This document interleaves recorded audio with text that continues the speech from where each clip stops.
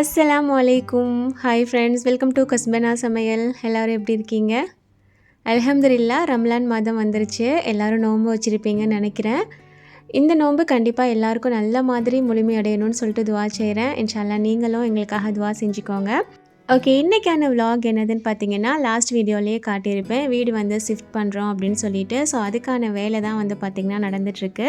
Things எல்லாமே இந்த வீட்டில் இருந்து அந்த வீட்டுக்கு எடுத்துகிட்டு போயிட்டுருக்கோம். வீடு வந்து ரொம்ப தூரம்லாம் இல்லை, ஜஸ்ட் ஒரு ரோடு கிராஸ் பண்ணால் வந்துட்டு அந்த வீடு இருக்கும். அதாவது ஜஸ்ட் அடுத்த தெரு மாதிரி தான் இருந்தாலும் எல்லாமே பெரிய திங்ஸ் இல்லையா, ஸோ அதனால தான் வண்டியில் வந்துட்டு ஏற்றிட்டு வந்திருந்தாங்க. ஸோ ஓவர் திங்ஸாக வந்து எடுத்து வீட்டுக்கு கொண்டுட்டு போயிட்டு இருந்தாங்க. பெரிய திங்ஸ்லாம் வந்து ஃபஸ்ட்டு கொண்டுட்டு போயிட்டுருந்தாங்க. அதுக்கு முன்னாடி நான் சின்ன சின்ன திங்ஸ் இருக்கும் இல்லையா, கிச்சனில் உள்ள சாமான், அதுக்கப்புறம் மற்ற திங்ஸ், சின்னதாக இருக்கிற திங்ஸ் எல்லாத்தையும் நான் வந்து எடுத்து பேக் பண்ணி வச்சுருந்தேன். லாஸ்ட் வீடியோவில் காட்டியிருந்தேன் இல்லையா, ஸோ அது எல்லாத்தையுமே கொண்டு வந்து போட்டுட்டாங்க. ஸோ இதோட அவங்க வேலை முடிஞ்சது. இனி எந்தெந்த பொருளை எங்கெங்கே வைக்கணும், எப்படி எப்படி அரேஞ்ச் பண்ணணும் அப்படிங்கிறத திங்க் பண்ணுறது, வைக்கிறது எல்லாமே நம்ம தான் பண்ணிக்கணும். இந்த பெரிய பெரிய பொருளுக்கெலாம் இது இங்கே தான் இருக்கும் அப்படிங்கிற மாதிரி ஃபிக்ஸ்டாக ஒரு இடம் இருக்கும், பிரச்சனை இல்லை. பட் இந்த சின்ன சின்ன திங்ஸ் எல்லாத்தையும் அடுக்கி எடுக்கிறது தான் பெரிய வேலையாக இருக்கும். ஸோ சாமான் வந்து பார்த்திங்கன்னா கொஞ்சம் கொஞ்சமாக கொண்டுட்டு வந்திருந்தாங்க. என் பையன், ஹஸ்பண்ட் எல்லாருமே சேர்ந்து தான் எல்லாத்தையும் எடுத்துகிட்டு வந்திருந்தாங்க.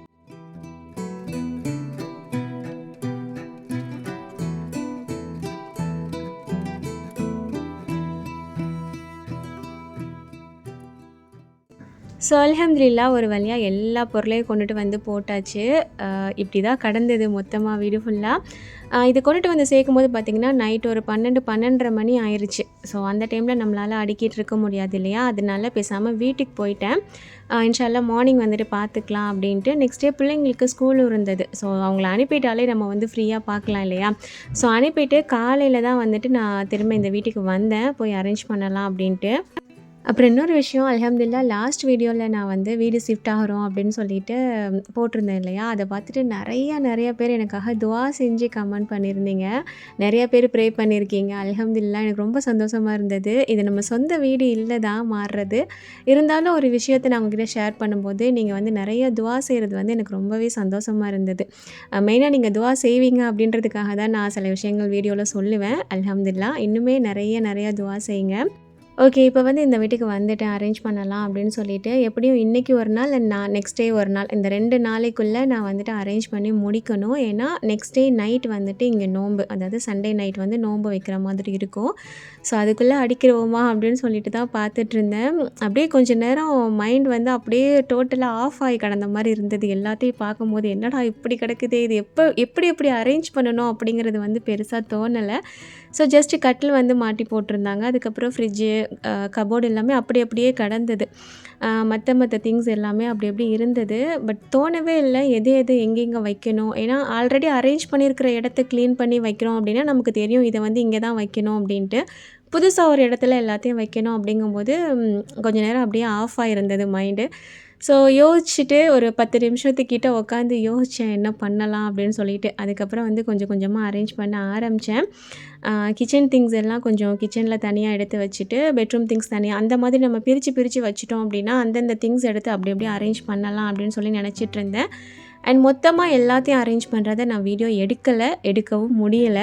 ஏன்னா நார்மலாக நம்ம ஒரு வேலை பார்க்குறதுக்கும் அது வீடியோ எடுத்துகிட்டே பார்க்குறதுக்கும் நிறைய வித்தியாசம் இருக்குது. ஏன்னா அது அப்படியே டபுள் த டைம் ஆகும். அதனால் இதை இழுத்து போட்டு நம்ம பண்ண வேணாம், வீடியோக்காக ஒரு கண்டென்ட்டுக்காக நம்ம வந்து இதை பெரிய வேலையை ஆக்கிட வேணாம். ஏன்னா அடுத்து எனக்கு தான் கஷ்டம், நான் சீக்கிரமாக முடிக்கணும் இல்லையா.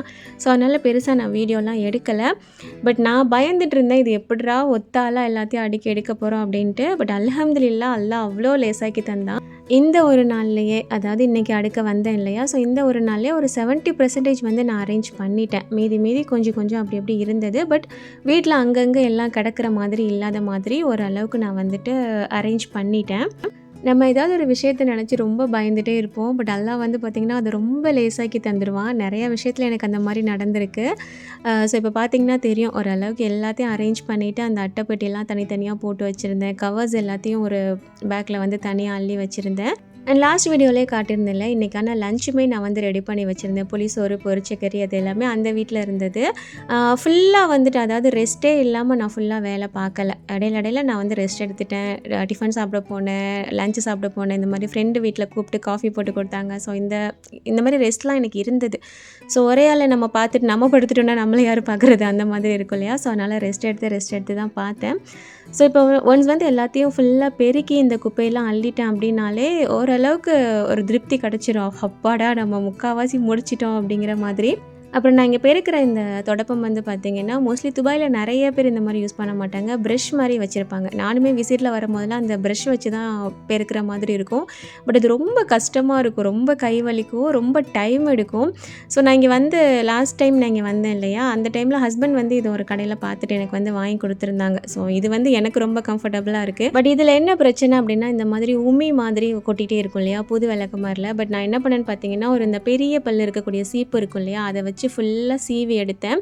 ஸோ ஒன் டைம் நான் சீவி எடுக்கும் போதே வந்து பார்த்திங்கன்னா இவ்வளோ இது வெளியில் வந்துருச்சு. இந்த டிப் வந்து நான் யூடியூப் வீடியோவில் தான் எதுலேயோ ஒரு ஷார்ட்ஸில் பார்த்துருந்தேன். எப்போவே பார்த்தது, ட்ரை பண்ணி பார்த்தேன், அழகாகவே வந்துருச்சு. அண்ட் நெக்ஸ்ட் டைம் இந்த மாதிரி கொஞ்சம் சீவி எடுத்து நிறையாவே வந்துருச்சு. ஸோ அந்த மாதிரி ப்ரஷ் வச்சு யூஸ் பண்ணுறது, அதாவது பெருக்கிறத விட எனக்கு இது வந்து கொஞ்சம் வசதியாக இருக்குது. வேலை வந்து சீக்கிரம் முடிகிற மாதிரி இருக்குது. நம்ம இந்தியாவில் இந்த மாதிரி தானே யூஸ் பண்ணோம், எதுக்கு துபாய் வந்துட்டால் அதுதான் யூஸ் பண்ணணும்னு இருக்கா என்ன? ஸோ எனக்கு வந்து இது வசதியாக இருக்கிறனால நான் பேசாமல் இதையே நான் வாங்கிட்டு, இப்போ ஆல்ரெடி ஒன்று இந்த மாதிரி யூஸ் பண்ணிகிட்டு இருந்தேன், இப்போ ஒன்று புதுசு வாங்கியிருக்கேன். ஓகே, இப்போ பார்த்தீங்கன்னா நான் இந்த பெட்டிலாம் காட்டியிருந்தேன் இல்லையா, அதில் வந்து ட்ரெஸ்ஸஸ் எல்லாமே இருக்குது. நான் ட்ரெஸ்ஸில் வந்துட்டு இன்னும் கை வைக்கல. ஏன்னா அதை திறந்தோம் அப்படின்னா அப்படி எப்படி எல்லாம் கிடக்கிற மாதிரி இருக்கும். ஸோ அதனால் அதை வந்து கொஞ்சம் பொறுமையாக மெதுவாக அடுக்கிக்கலாம் அப்படின்னு சொல்லிட்டு மற்ற வேலைகள் எல்லாத்தையும் நான் பார்த்துட்டேன்.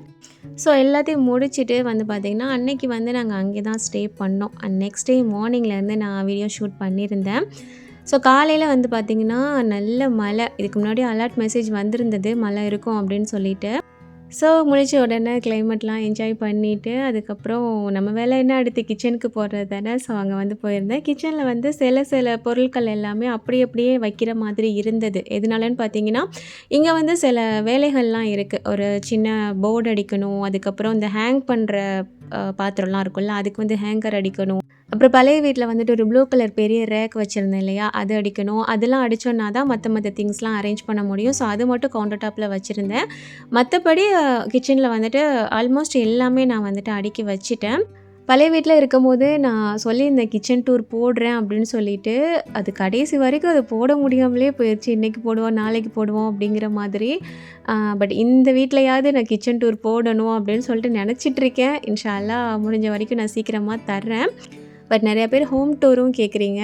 அது நான் நிறைய வீடியோவில் சொல்லியிருக்கேன். ஹோம் டூர் போடுறதில்ல எனக்கு பெருசாக இன்ட்ரெஸ்ட் இல்லை அப்படின்னு சொல்லிட்டு. ஸோ முடிஞ்ச வரைக்கும் கிச்சன் டூர் வந்து நான் கண்டிப்பாக கொடுக்கறதுக்கு ட்ரை பண்ணுறேன். ஓகே, இப்போ வந்து பார்த்திங்கன்னா பாத்திரம்லாம் ஒரு இடத்துல அடுக்கி வச்சுட்டேன். அண்ட் கீழே வந்துட்டு பார்த்திங்கன்னா அந்த பேஸ்கட் இருக்கு இல்லையா, ப்ளூ கலர் பேஸ்கட், அதில் வந்துட்டு நான் அந்த பாக்ஸஸ் எல்லாம் போட்டு வச்சுருக்கேன். இனி வந்து வெசல் வாஷ் பண்ணுறதுக்கு அதை யூஸ் பண்ண வேணாம் அப்படிங்கிற மாதிரி நினச்சிருக்கேன். எதுக்குன்னு ரீசன் நான் சொல்கிறேன் உங்களுக்கு. அண்ட் இந்த சைடு வந்துட்டு ஒரு 3 ரேக் இருக்கு இல்லையா, இதில் வந்துட்டு கொஞ்சம் திங்ஸ் வந்து அள்ளி வச்சுருக்கேன். இதெல்லாம் வந்துட்டு அந்த ரேக் ப்ளூ கலர் ரேக் ஒன்று அடிக்கணும்னு சொல்லியிருந்தேன் இல்லையா, அதில் வைக்கக்கூடிய திங்ஸு. ஸோ அதனால் இது இருக்கட்டும், அதை அடித்ததுக்கப்புறம் அரேஞ்ச் பண்ணிக்கலாம் அப்படின்ட்டு. கிச்சனில் வந்து நமக்கு வேலை முடிஞ்சது அப்படின்னா தான் பெரிய ஒரு திருப்தி இருக்கிற மாதிரி இருக்கும். ஏன்னா நமக்கு கிச்சனில் வந்து அடிக்கடி வேலை இருந்துக்கிட்டே இருக்கும் இல்லையா. ஸோ அதனால் இதை சீக்கிரம் முடிச்சு தந்துடுங்க நான் கேட்டுகிட்டே இருந்தேன். ஏன்னா நோன்பு வேறு வருது, அதுக்கப்புறம் நமக்கு மற்ற வேலைகள்லாம் வேறு நிறையா இருக்கும். இதை மட்டும் போட்டு பார்த்துட்ருக்க முடியாது அப்படின்றதுக்காக. ஸோ இன்றைக்குள்ளே உனக்கு எல்லா வேலையும் முடிஞ்சிரும் அப்படிங்கிற மாதிரி ஹஸ்பண்ட் சொல்லியிருந்தாங்க. சரி ஓகே, அந்த வேலையெல்லாம் முடிஞ்சதுக்கப்புறமா மற்ற அரேஞ்ச்மெண்ட்ஸ்லாம் நம்ம பண்ணிக்கலாம் அப்படின்னு சொல்லிட்டு மற்ற வேலையை வந்து பார்க்க ஆரம்பிச்சிட்டேன்.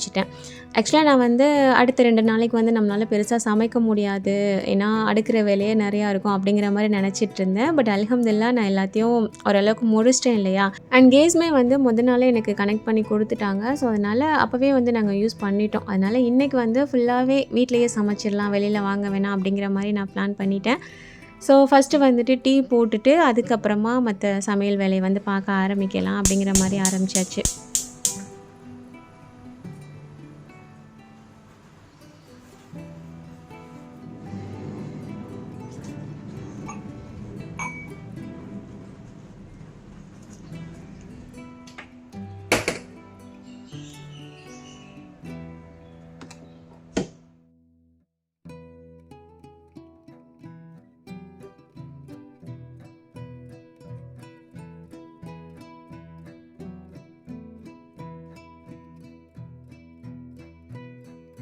அண்ட் இன்றைக்கி வீட்டில் வந்து பார்த்திங்கன்னா மீன் இருந்தது. ஸோ அதனால் மீனே வந்துட்டு சமைச்சிடலாம், ஃப்ரிட்ஜில் இருந்தது. ஸோ அதனால் அதையே வந்துட்டு முடிச்சிடலாம் அப்படிங்கிற மாதிரி அதுதான் வந்து எடுத்திருந்தேன்.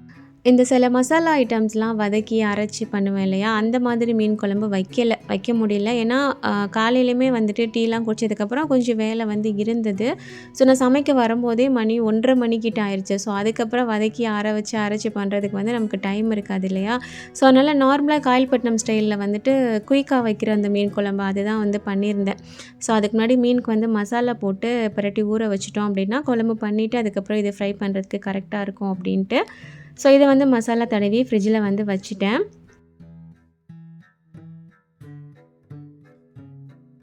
அண்ட் நெக்ஸ்ட் வேலையாக மீன் குழம்பு பண்ணவும் ஆரம்பிச்சிட்டேன். இந்த புளி பேஸ்ட் இருக்கிறத வந்து நமக்கு அவ்வளோ ஹெல்ப் பண்ணும். நோம்புலேயுமே உங்களுக்கு நிறையா ஹெல்ப் பண்ணும். ஸோ அதை வச்சு கடகடன்னு வந்து பார்த்திங்கன்னா வேலையை முடிச்சிட்டேன். அண்ட் வீட்டில் சோறாக்குற ரைஸுமே வந்து பார்த்திங்கன்னா முடிஞ்சிருச்சு. ரொம்ப கம்மியாக தான் இருந்தது. சரின்னு சொல்லிட்டு அங்கேயும் கால் பண்ணி சொல்லிவிட்டு அதுக்கப்புறம் வந்து இந்த வேலையை பார்த்துட்ருந்தேன். ஏன்னா இது நம்ம கூட்டி வைக்கிறதுக்குள்ளே ரைஸ் வந்து வந்துடும். ஸோ நம்ம ரெண்டையும் சேர்த்து வச்சிடலாம் அப்படின்ட்டு. ஸோ ரைஸ்மே வந்துருச்சு. நான் ஆல்ரெடி ஒரு மில்லில் வாங்குவேன்னு சொல்லுவேன் இல்லையா, அந்த மில் தான். ஸோ பக்கத்தில் தான் இருக்குது அந்த கடை.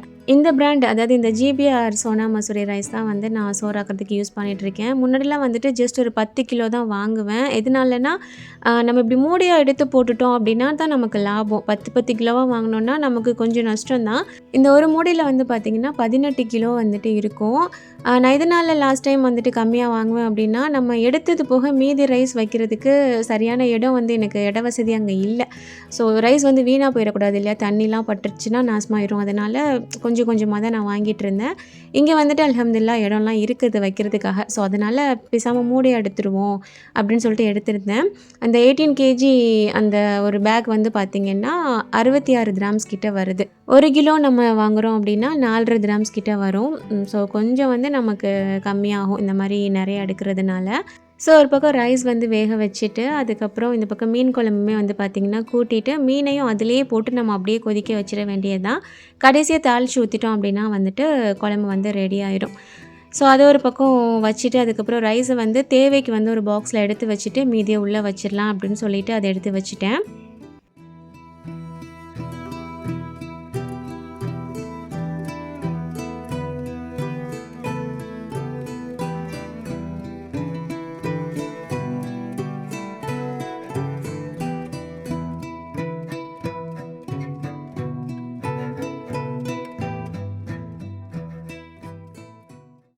அண்ட் இன்றைக்கி லன்ச் வந்து பார்த்திங்கன்னா ஒயிட் ரைஸ், மீன் குழம்பு, அதுக்கப்புறம் மீன் பொரிச்சிட்டு அந்த வடகம் வந்துட்டு ஆல்ரெடி ரெடி பண்ணி வச்சுருந்தேன் இல்லையா, ஸோ அது வந்துட்டு பண்ணிக்கலாம் அப்படிங்கிற மாதிரி தான் இருந்தேன். காய்கறியுமே கொஞ்சம் போல் ஃப்ரிட்ஜில் இருந்தது, ஆக்குமான்னு பார்த்தேன். பட் எனக்கு டைம் இல்லை. ஏன்னா இது நான் சமைச்சு முடிக்கவே 2-2:15 அந்த மாதிரி டைம் ஆயிடுச்சு ரொம்ப நேரமாக. ஸோ அதனால் சரி இன்னொரு நாள் பார்த்துக்கலாம் அப்படின்னு சொல்லிட்டு இது தான் சமைச்சேன். மீன் குழம்பு தாளித்து ஊற்றிட்டு அங்கே ரைஸுமே வந்துட்டு ரெடி ஆயிடுச்சு. ஸோ அதையுமே வடித்து எடுத்துட்டு அதுக்கப்புறம் வடகம் பொரிச்சிட்டு அதே எண்ணெயில் மீன் பொரிச்சிடலாம் அப்படின்னு நினச்சிட்டு நான் வந்து இந்த பேன்லேயே வந்துட்டு ரெடி பண்ணிடுவோன்னு சொல்லிட்டு வச்சுருந்தேன். ஆக்சுவலாக வடகம் வந்து பார்த்திங்கன்னா நம்ம இந்த கடாய் மாதிரி டைப்பில் பொரித்தோம் அப்படின்னா கொஞ்சம் நல்லா வரும். எனக்கு இதிலே மீன் பொரிக்கணுமே அப்படின்றனால ஜஸ்ட் நான் இதிலே பொரிச்சிட்டேன். நல்லாவே தான் வந்திருந்தது. ஸோ லாஸ்ட் வீடியோவில் நான் காட்டியிருந்தேன் இல்லையா இந்த வடகம் வந்துட்டு ரெடி பண்ணது. ஸோ பார்க்காதவங்க அதை பார்த்துட்டு ட்ரை பண்ணி பாருங்கள். ரொம்ப சூப்பராக வந்திருந்தது. அண்ட் இதில் வந்து நான் கொஞ்சமாக மின்ட்டு சேர்த்துருந்தேன் அப்படின்றனால அதோட ஃப்ளேவருமே வந்துட்டு நல்லா இருந்தது.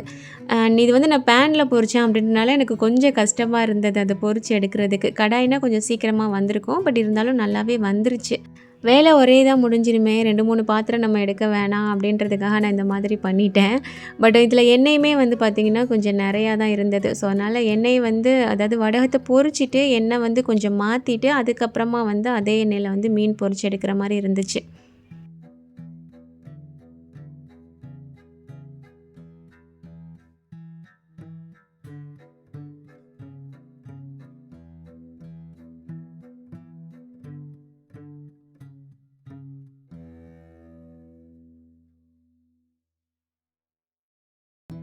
அண்ட் இந்த ட்ரைப்ளே பேன் பற்றி நான் ஆல்ரெடி சொல்லியிருந்தேன் ஒரு வீடியோவில். தங்கச்சி வந்து வாங்கி அனுப்புனா அப்படின்னு சொல்லிட்டு லாஸ்ட்டு ஷார்ட்ஸில் பார்த்துட்டு நிறையா பேர் கேட்டிருந்தீங்க, லிங்க் கேட்டிருந்தீங்க. பட் இது வந்து கடையில் போய் வாங்கினது. ஸோ அதனால் இதுக்கு லிங்க் வந்து எனக்கு தர முடியல. ஃபிஷ் ஃப்ரையுமே நான் இதில் தான் பண்ணுறேன். நல்லா ஒட்டாமல் ரொம்பவே சூப்பராக வருது. நான்ஸ்டிக்லலாம் பொரிச்சா எப்படி இருக்கும், ஸோ அது மாதிரி ரொம்பவே சூப்பராக வருது. ஸோ சமையல் வேலையெல்லாம் முடிச்சுட்டு அடுத்து வந்து பார்த்திங்கன்னா வீட்டில் மாவு வந்துட்டு கொஞ்சமாக ஆட்டி வைக்கலாம் அப்படின்னு சொல்லிட்டு ஆப்பத்துக்கு ஆட்டலான்னு சொல்லி எடுத்துகிட்டு இருந்தேன். பொதுவாக நோம்பு டைமில் வந்து கொஞ்சம் நிறையாவே இட்லி மாவு வந்து அரைச்சி வைப்பேன். நைட்டு டின்னருக்கு யாராவது ஏதாவது கேட்டாங்கன்னா ஜஸ்ட் ஒரு தோசை இல்லை ஒரு 2 இட்லி அந்த மாதிரி கொடுத்துடலாம் அப்படின்ட்டு.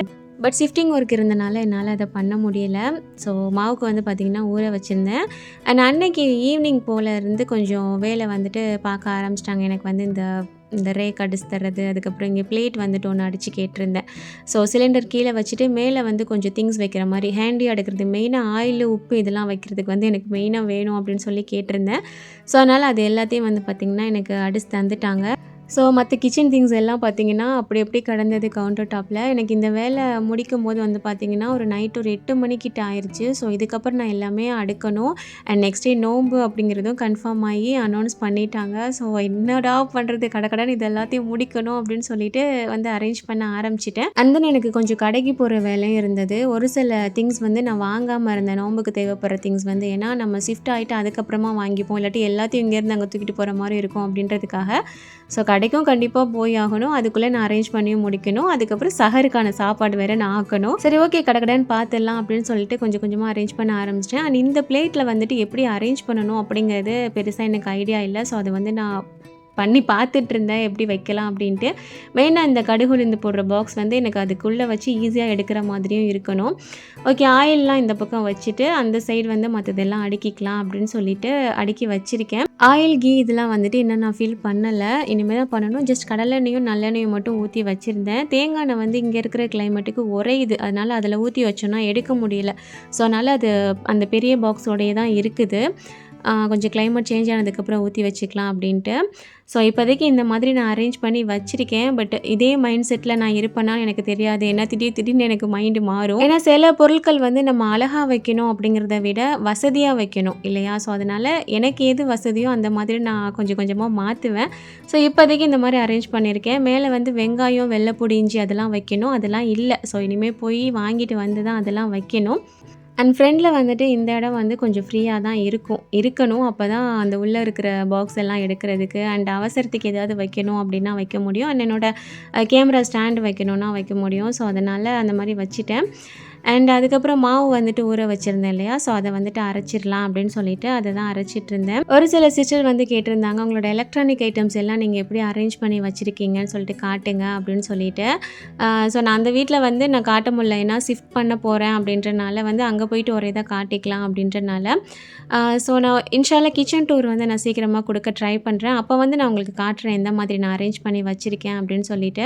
அண்ட் இந்த அகரோ கமர்ஷியல் மிக்சர் கிரைண்டர் வந்து நான் மாவு அரைக்கிறதுக்குன்னே மெயினாக நான் வாங்கினதும் அதுக்கு தான். இப்போ ஃபுல் அண்ட் ஃபுல் அதுக்கு தான் நான் யூஸும் பண்ணிகிட்ருக்கேன். ஏன்னா கொஞ்சமாக அரைக்கிறதா இருந்தாலும் நான் இப்போ இதில் தான் அரைக்கிறேன். ஏன்னா ரொம்ப சீக்கிரமாக வந்துட்டு அரைஞ்சிருது. இது ரொம்ப டைம் எடுக்க மாட்டேங்குது. நார்மல் மிக்ஸியை விட இது ரொம்ப சீக்கிரமாக அரைச்சிருது. ஸோ அதனால் இப்போ இதில் தான் நான் மாவு அரைக்கிறேன். இப்போதைக்கு நான் வந்து ஜஸ்ட் ஆப்ப மாவு மட்டும் கொஞ்சமாக அரைச்சி வச்சுருக்கேன். இட்லி தோசை மாவு வந்து அரைப்பமான்னு பார்த்தேன். பட் இஃப்தார் டைமில் வந்து பார்த்திங்கன்னா ஸ்நாக்ஸ்லாம் சாப்பிட்றனால டின்னர் பெருசாக எடுக்க மாட்றாங்க. ஸோ இந்த மாவு முடிஞ்சதுக்கு அப்புறம் இல்லை முடியறதுக்கு 1 or 2 டேஸ்க்கு முன்னாடி வந்து நம்ம அந்த மாவு அரைச்சி வச்சுக்கலாம் அப்படின்னு சொல்லிட்டு உப்பு போட்டு கலந்து வச்சுட்டேன். அண்ட் ஒரு வழியாக கிச்சனுமே வந்துட்டு ஃபுல்லாக க்ளீன் பண்ணி முடிச்சிட்டேன். இந்த கிச்சனில் கவுண்டர் டாப் வந்து பார்த்திங்கன்னா ஒரு லென்த்தியாக இருக்கும். ஸோ லாஸ்ட் வீடியோவில் வந்துட்டு எல் ஷேப்பில் இருக்கும், இது வந்துட்டு லென்த்தியாக இருக்கும். பட் எனக்கு அடுப்பு வந்து தனியாக ஒரு இடத்துல வச்சுருக்கேன் அப்படின்றனால இது வந்து ஸ்பேசியஸாக இருக்குது. எனக்கு அடுப்பையும் கவுண்டர் டாப்லேயே வச்சுருந்தோன்னா கொஞ்சம் கஷ்டமாக இருந்திருக்கும். அப்புறம் இந்த வெசில் வாஷ் பண்ணுற பேஸ்கெட் வந்து இங்கே நான் வைக்க போகிறது இல்லைன்னு சொல்லியிருந்தேன் இல்லையா? இங்கே வந்து பார்த்திங்கன்னா சின்னதாக ஒரு பேஸ்கெட் வச்சுருக்கேன். எதனாலனா இனி பாத்திரம் சேர அப்பப்போ நம்ம கழுவிடணும் அப்படிங்கிற மாதிரி நான் நினச்சிட்டு இருக்கேன். ஏன்னா அதில் 2 சிங்க் வேறு, பேசாமல் சேர போட்டுட்டோம் அப்படின்னா ரொம்ப பிரச்சனை. பேஸ்கெட்டும் பெருசாக இருந்ததுன்னா மொத்தமாக நம்ம கழுவிக்கலாம் அப்படிங்கிற மாதிரி ஒரு மைண்ட் செட் வந்துடும். ஸோ அதனால் இந்த சின்னதில் வந்து நம்ம அப்பப்போ கழுவி வச்சிடணும் அப்படிங்கிற ஒரு திங்கிங்கில் இருக்கேன். பட் இது எனக்கு செட் ஆகுமான்னு எனக்கு தெரியலை. செட் ஆகலைன்னா இதை தூக்கி போட்டு அதை தூக்கி வச்சிடுவேன். அது இன்ஷால்லா அது பின்னாடி பார்த்துக்கலாம். ஓகே, ஓரளவுக்கு வந்து பார்த்திங்கன்னா அரேஞ்ச் பண்ணி முடிச்சாச்சு. இதுக்கப்புறம் நான் வந்துட்டு வெளியில் வந்துட்டு கிளம்பிட்டோம், கடைக்கு போகணுன்னு சொல்லியிருந்தேன் இல்லையா? ஸோ நெக்ஸ்ட் வீடியோவில் இதோட கண்டினியூவேஷன் ப்ளஸ் இஃப்தார் விலாகோட சீக்கிரமாக பார்க்கலாம். வீடியோ பிடிச்சதுன்னா லைக் பண்ணிக்கோங்க. தேங்க்ஸ் ஃபார் வாட்சிங்.